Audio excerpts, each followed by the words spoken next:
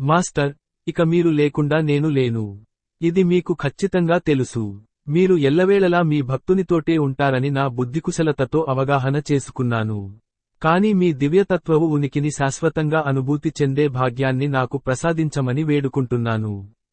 అంతేకాక నాకు మీతో గల అనుబంధం యథార్థమైన అనుబంధంగా తయారవ్వాలని, అది నన్ను మీతో శాశ్వతంగా, అనంతంగా బంధించాలని ప్రార్థిస్తున్నాను. దీనికొరకై నేను ఎంతో తీక్షణంగా ప్రార్థిస్తున్నాను.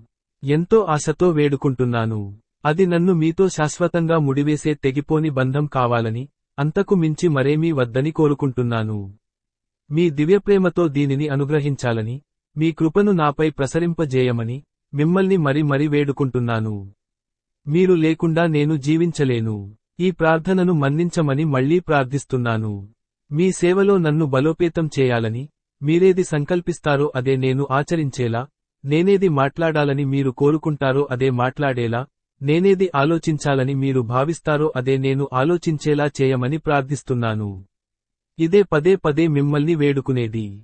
రాబోవు బసంత్ ఉత్సవంలో మీ దివ్య దర్శన భాగ్యాన్ని ప్రసాదించమని కోరుకుంటున్నాను.